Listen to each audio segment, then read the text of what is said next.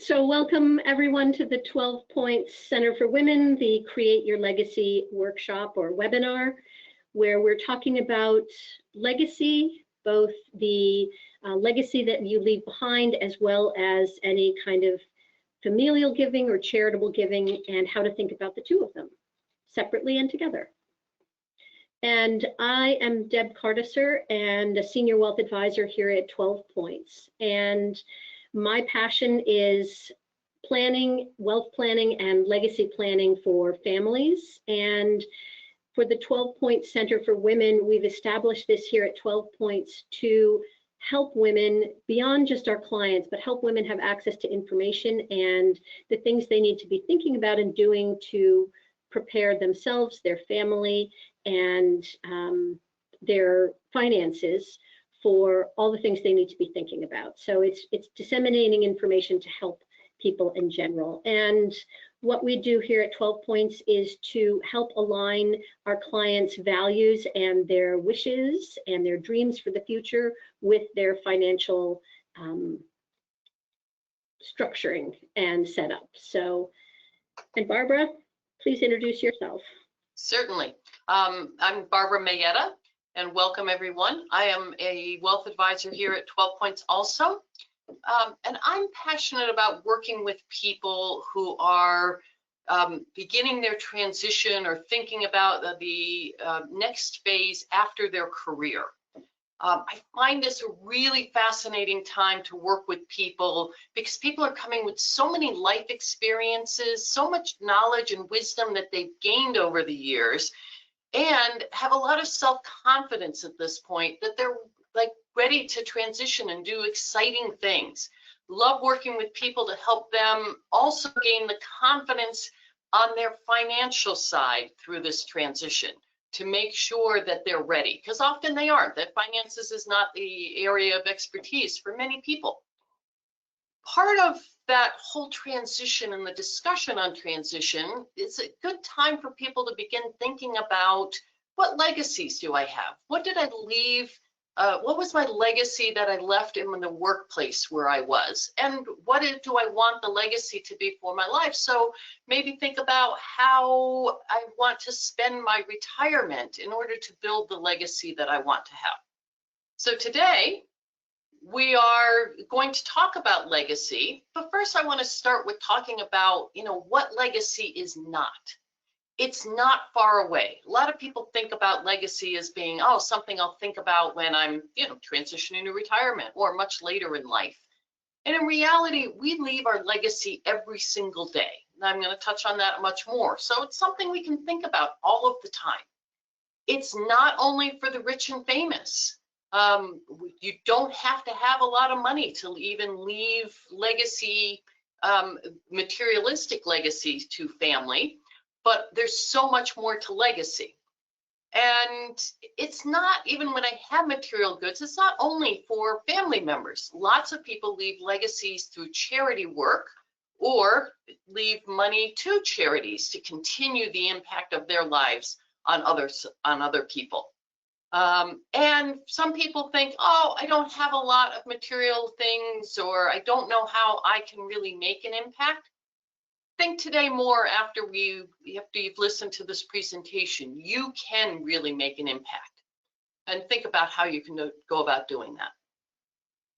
So today we are going to talk a little bit about what legacy is, and the first part of the presentation we'll talk about that legacy that you leave every day, and then we're going to talk about and tell you about some ideas for how to design your financial legacy to increase the impact of the finances that you leave to family or charities or friends, to anything.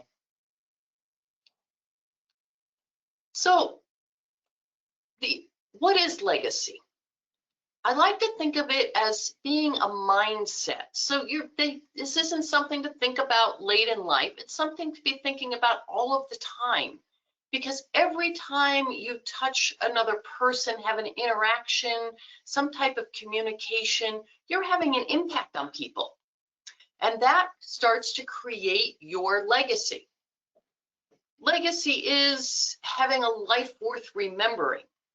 And this is where certainly if you have financial assets that you're leaving behind, that makes it worth remembering.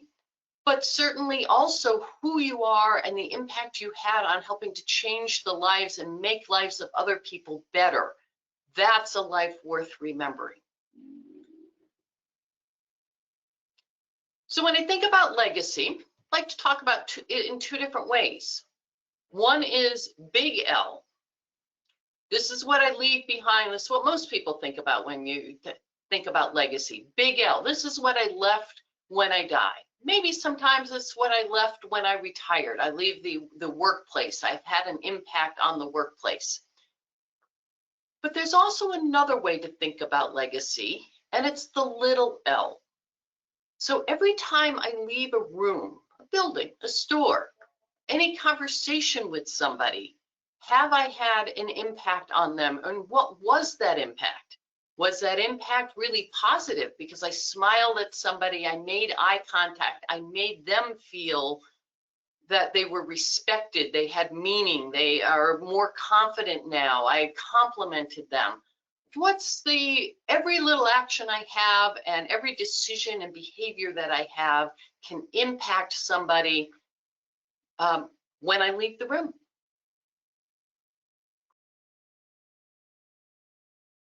There's a wonderful book, and a lot of these ideas you're going to hear today come from a wonderful book called Breadcrumb Legacy. Of course, it's available on Amazon.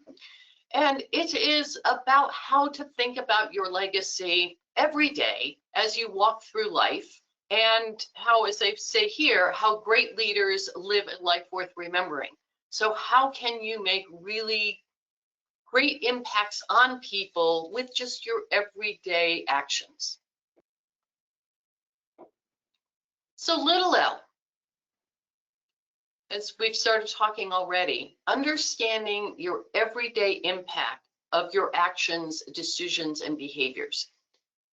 Did I smile at somebody? Did I give them just looking at the pictures, right? Did I make eye contact with people that I saw? Am I volunteering and making impact? Or did I just give somebody a hand to help pull them up? And that recognizing that throughout our days, throughout our lives, all of us are always experiencing legacy moments. And these may be moments in many cases where I'm sharing knowledge or wisdom with somebody in a way that they are going to remember it. And maybe if I have enough of these impacts with people, I can be changing their life. From a plaque, the third bullet on this page is from a plaque on a building, I think it's at USC. And a family donated the building. And as part of the plaque about their donation, they have written there, "What we have done for ourselves dies with us. What we have done for others remains and is immortal." And I want to emphasize here on the immortal part, because you think about, oh, okay, I passed this on to my kids, and then it kind of dies there. But your kids pass it on to their kids, and their kids pass it on to their children. So your grandchildren, your great-grandchildren, things get passed on. Who you are today is a culmination of all of the people that you have interacted with. Some have had a larger impact on who you are, and some have had less. And the great thing about little L is that you don't even know, you won't know in your life what the impact of what you did, all the little things you did. You might just be checking out at the grocery store and you smile at the person doing the cash register, and they've had a really tough day, but somebody made eye contact, they smiled, they spoke to them. You might have just made them feel a little happier when they went home, and maybe they treated their child a little better because they were a little happier. So all of those things build up to be thought about how we behave all of the time and the decisions and behaviors that we have. Oh, wrong direction. Other examples of little L's. I love it as we go into the holiday season here. What are our family traditions, our Hanukkah traditions, our Christmas traditions, our Kwanzaa What are the things that we're doing as families and community together that become traditions? And many of these become traditions that survive multiple generations, that are done this way because that's the way your parents, your grandparents, their parents did it that way. And it can be things as small as recipes. I have Christmas cookie recipes that have come down for at least 3 generations from Germany. That's impacting my life and my kids' lives. Our favorites are our little pecan balls. I also like to, I have a really great example from my own life here on little bits of advice that can add up and have a big impact. I had a advisor in college who he really was very good at becoming a part of the students' lives and getting to know them. And I never was one who would seek out advice from advisors, but this was just a guy who was really, really good at doing it. And because I had lots and lots of little interactions with him and he got to know me, there was a point where I made a critical decision about my future. And I went to talk to him about it, but he knew enough about me that he not only gave me great advice, but he knew how to give me great advice, all in one conversation. And I'm going to tell you, I came out of that conversation, thought about his advice for a week or so, and I changed the course of my career going forward based on that one conversation that we had. And I still keep in touch with him. Clarence Smith, if you are out there somewhere, and I do, once every 5 years, I send him an email to let him know and remind him of the impact he had on my life because of giving me some really great advice. But there are lots of other little examples, big examples of little L's. I'm going to do my son, who doesn't necessarily love interacting with people a lot, but he's 6 feet 5 inches tall, and when he's in the grocery store, he loves reaching to the top shelf and helping people get things off the top shelf. He really gets a kick out of doing that, and using his physical advantage to help others. And he really does really help people and makes him feel good, makes them feel good. And let me always say, what I think is the best example for little L is giving a smile and making eye contact. That makes such a difference when people do that, that can change the course of how people are going to behave for the rest of the day, and maybe the month and the year. Oh, I keep going in the wrong direction.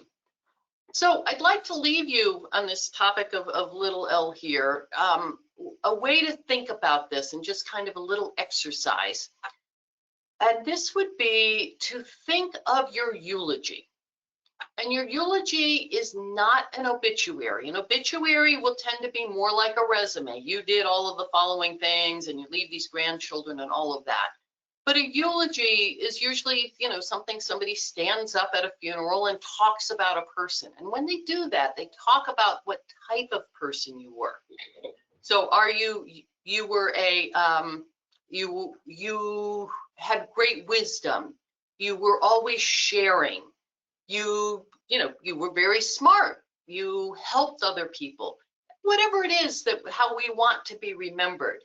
And a great way to now think about what you want your legacy to be is to think about what words you want someone to use in your eulogy. They were a lover of animals. They, helped veterans. What is it that you want people to describe you as? And if you can list, 5, 10 of them, and then prioritize them a little bit, and then help think about how would this guide my life so that my eulogy sounds like I'd like my eulogy to sound. So just so everyone knows, because people might be like right now making notes on what a great exercise this is, we put a blog out about 3 days after this webinar, and you can go and find that online at 12points.wealth, 12pointswealth.com. And then you can find that blog out there. So anything we've talked about, you can go back and read about. And also, obviously, we put a video out a couple of days after this webinar also. So the way people typically think about legacy is all the physical things, the things that you leave behind for your family. And as Barbara mentioned, it's a whole lot bigger than that. But some of the things to think about are what we call tangible personal property. And every will has a place for a written document that you can create. To think about, you have items that are of special sentimental value to you, and maybe you don't want to give them away during your lifetime, but this is a way to write it down, determine who you want to give these things to, and maybe write a little something about why it's important to you and why you're giving it to them. And you can write that little note. It can be on a cocktail napkin. As long as you sign it and give it to your personal representative, it's good. So think about the things that you have in your life, the family members or your loved ones, and who you'd like to give things to, and understanding why, I think, is a really important piece to that. And then thinking about family homes or vacation places. Sometimes people have timeshares and things like that, but how do you want to transmit this to family? And there's lots to think about in here, and estate planning attorneys and your wealth advisors can help you look at this and think about things. But there are trusts, there are ways to put this in an entity that will hold it for multiple family members. So there's lots of things that you can do to keep the family home together and not to split it apart. And then making sure there's some options in there so that people aren't sort of stuck one way or another, because the way things looked when you drafted your will may not be the same as the way they look at the time of your death. So leaving some optionality in there is important. And then charitable gifting and really a financial legacy that you're leaving behind is another whole component of this that has some structure to it, and you can leave things in a will or a trust at your death, or there's things you can do during your lifetime that can benefit you and can benefit the charity or charities that you want to support. And then really importantly, passing on philanthropic beliefs and habits. Some of my clients aren't philanthropic at all, but their family values really are. And while they may not be, leaving tons of money to charities, they're doing a lot with their time and their effort to help the causes that they care about. And that's a really important thing that we can involve our families in. And it's a transmission of the big L to your family members of what's important to you as a family, what's important to we as the parents in the family. These are our values. This is what we believe in. And then getting your kids involved and encouraged to think about what their values are and some of the things that they believe in. So getting your children involved in philanthropy is easy, and it's important, and it can really help them to feel good about taking care of their community or the earth or whatever it is that they feel passionate about. And there's easy ways to do this. You can give little kids allowance, and you can put it in jars that are spending jars, and a portion goes to savings and a portion goes to giving. And then you can take them and help them to figure out what it is that they care about, what they want to do, and take that money to a shelter or a place that helps homeless pets, or whatever it is that they are passionate about, taking them along and helping them see an impact. The holidays, as Barbara said, are a great way to do this. We have in our town a giving tree, and hung on the tree are little wish list items for families in need. And you can go, and with us, it's taking our kids out, getting some things that are on the list and maybe some things that aren't on the list that my kids would want, and bringing that and donating that. And it's not a huge thing, but it's something fun to do that you can share your time and you can share your resources and make it as extensive or as limited as you want. But teaching kids to help others is really important. I have another family that goes to a soup kitchen every Thanksgiving, and they serve Thanksgiving meals to others, and they have their Thanksgiving the following day. So that's another ritual around caring for people and giving that really matters. And they love doing this. It's one of the highlights of their year.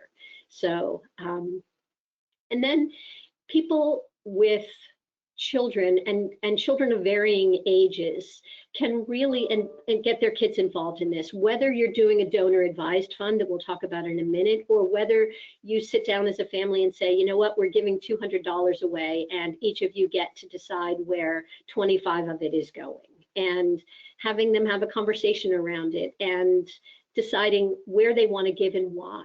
And it gives the little ones a voice and tells them they matter and allows them to really support causes that are important to them. So this is on a micro level how we can get the world to be a better place. So things to think about. And then in terms of how you can, so you've decided that you want to make an impact financially with a charity or with a cause that is important to you. There are various ways you can do that, and we wanted to quickly touch on a few of them. One of the biggest and easiest ways to do that is with a donor advised fund. So this is something that would be held at a custodian like Fidelity or Schwab or Vanguard. And what you do is you donate property to this, and it can be varying types of property. It doesn't just have to be cash or stocks and bonds. It can be lots of different things. And you take the tax deduction on the year you make the contribution to the donor advised fund. So you're essentially giving up control that year. So what you can do is match a contribution. Say we have a year where you're going to have a larger than normal amount of income. You might want to pair that higher income with a charitable contribution. So you can do this contribution to the donor advised fund and then parse it out over several future years. There's no limit on how long you take to distribute this. There's simply a minimum on how much you have to give out every year. So, and that's another way you can get children involved. And with donor advised funds, one of the things to remember is that you should have a successor put on your fund. So whether it's a spouse or a child, list your successor. Otherwise, the people at Fidelity or Schwab or Vanguard get to decide where your charity goes, and it may not be to your favorite charities. So this is a way to bunch multiple contributions for multiple years of charitable donations into one donation and then parse it out from the donor advised fund from there. So very compelling, and compelling in 2025, and we'll talk about that in a minute. Another type of entity is I love trusts, by the way. I can geek out on trusts all day long, but a charitable remainder trust is a way to irrevocably make a gift. So you make a gift into a trust that you've created with an attorney, and you're going to want to donate appreciated assets to this trust. So you're not going to want to put cash in here. You're going to want to put something that has a low cost basis or a large capital gain. So you shift that and move it and into the trust. And what you do is get an immediate deduction for what you put into that trust. And there's two types of this. There's a charitable remainder annuity trust, and there's a grantor retained annuity trust, and they're called CRATs and CRUTs. So one of the things to think about is that as you fund something like this, it's an ongoing entity. You lose control over it. So your trust document talks about where it's going to go and how it gets distributed. But one of the ways that you can do this is with a charitable remainder annuity trust. And this is, you make a single contribution to this. You can't make future contributions to it. So you wouldn't pair this with your estate account, estate distribution in any way. And what you do is you are going to get paid out either a specific dollar amount from this trust during your lifetime or a time period that's specified. Or you'll get a percentage of the trust assets. And that again is created in the trust document. So this is a way to irrevocably put money into a trust for a charity or multiple charities, and you are going to derive some benefit from that for a period of time. So it's given away, you don't pay taxes on the capital gains, and you can get a stream of income from this. Another one is another way of doing this is a similar kind of vehicle that will allow additional contributions to be made. So you could pair this with your overall estate plan, where another portion of your assets in the future would be put into this trust. And in this one, it's typically a fixed percentage of the market value. So you look at the market value on December 31st, there's a percentage in there that talks about how much you're going to get each year, and that's distributed either monthly or quarterly, depending on how you set that up. And then when the term is over with, the remaining assets in that trust will go to charity, and you specified the charity that you want this to go to. So these are some compelling ways, and the grantor I can't say this today, the grantor retained annuity trust is a similar vehicle, and the goal with this one is to structure it so that the value of the annuity payments, so the payments that you're going to get over time, is equal to or greater than what you contributed in there. So it's growing, and it is continuing to appreciate, and you're also deriving some of the income from that. So this can be structured for various terms of time and hold different types of assets. So these are versatile tools for estate planning that you can think about if you want to do something charitable and you're thinking about what it is that you want to do. And the last one is for those who have larger than normal amounts of wealth that's going to pass down to multiple generations. You could think about a dynasty trust, and this is really planning for multiple generations. And what it does is it protects this, so it gets taxed in your estate, then it goes into the trust, and then it doesn't get taxed in the subsequent estates of the individuals who are going to benefit from this trust. So it can be a very compelling tool. Excuse me.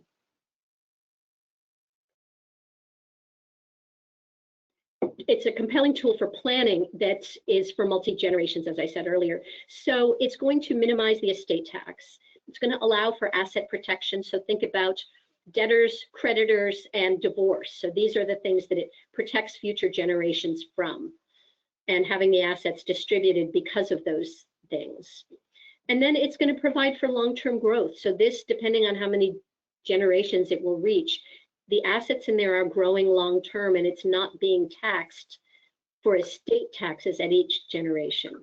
And then the important piece about this is that it really supports some values-based planning. So you can put things into this trust document, or other trust documents for that matter, that talk about what your values are and the circumstances under which you want to give away money, and the behavior that you want to support and encourage within your family. So you hear about it with negative things like, I'm not going to give this away unless my son goes to college, but it can be much more impactful. Like, this trust can be used to match charitable contributions and things like that. So there's a lot you can do to support your values in this kind of trust. So go ahead, Barbara, and switch.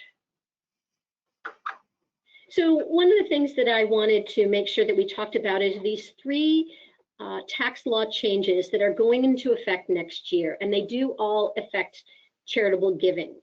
So one of the things I talked about was the donor advised fund and how that's a really important tool for 2025. And I'll get to that in a second. But the first piece of this is more and more people are using the standard deduction and are not using itemized deductions. And what this bill does is allow for cash donations only, so not property and not stocks that you give away, but cash donations only. You can deduct up to $1,000 for individual or $2,000 for a couple if you don't itemize on your return. So this is sort of an added bonus of what you can deduct. Anything above $2,000 if you're married doesn't qualify, but this is a nice way of working in some of those cash donations that you might make over the year. And then on itemized tax returns, charitable contributions are going to be limited to one. It will take, the deduction will start after you've gone past 0.5% of your adjusted gross income. So you can look at your last year's tax return, see what your adjusted gross income is, and that's going to be the floor. That 0.5% is going to be the floor for when you get to start itemizing deductions. And the reason this is important is because in 2025, you have the opportunity to open up and contribute to a donor advised fund and get your full charitable value deducted for this year and then give out contributions to charities in future years. So if you're thinking about doing charitable contributions, you give away a certain amount over time. This is a way to continue to do that and get the full charitable deduction in 2025. So if you have questions about that, let us know and we can help you with that. And then finally, for those in the highest tax bracket, so this is the 37% tax bracket, so you're making over $700,000 a year, and as a married couple, if you're in that bracket, the deduction is limited to 35% of the charitable amount you've given. So you want to think long and hard about your charity, how you're doing that, and giving that all away in 1 year may make more of an impact on your taxes than it does giving it away every year. So it's something to talk about with your tax preparer or your wealth advisor to talk about how you can maximize that if you are in that tax bracket. But important things to think about and know about if you are within those, within that bracket. So we wanted to see if there are questions out there, and I do see 2 questions out there.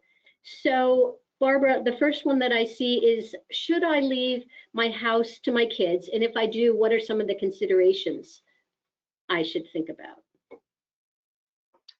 So clearly there are several, and Deb chime in on this too, which is, first of all, do your kids want the house? So, it may be that if you are, you've moved out of the house, some people won't leave because they think, oh, my kids are going to want this house. I'm going to stay in this house forever. But so what will the kids be able to even afford the house? And especially if you have multiple children, are you leaving a bit of the house to each child separately? And if you are just leaving the house to one child now, and you want to be equal weighting what you're giving to your children, you really need to think about now, gosh, what was the house worth? What is one child going to do with it? And how do I weight now what else I give to the other child? And Deb, you and I have experienced this with a few different clients recently who have vacation homes. And they want to leave. This is the vacation home that they've been going to with their children for many, many summers. And now they want to leave it to their children. But say there's one child who could easily, afford paying 1/3 of the maintenance and taxes and home improvements on it. And the other 2 can't really afford that. So leaving the vacation home to them now, causes some angst between them as to how they're going to pay for and keep this home. If you are fortunate enough to have enough money, it can be really a great idea to put some money in trust that can be used to help pay for maintenance. We've seen, if you're really rich, you can put in enough so it's more like an endowment, and the the vacation home is paid for the expenses through the earnings of that trust. But we've also just recently, you had one, Deb, that wanted to do 10 years, and they put enough in for 10 years and really kind of then guided the children as to, so for 10 years you can use it, enjoy it, and within that time then figure out what you guys want to do with it. Do one of you want to purchase it from the rest? How do you want to go on?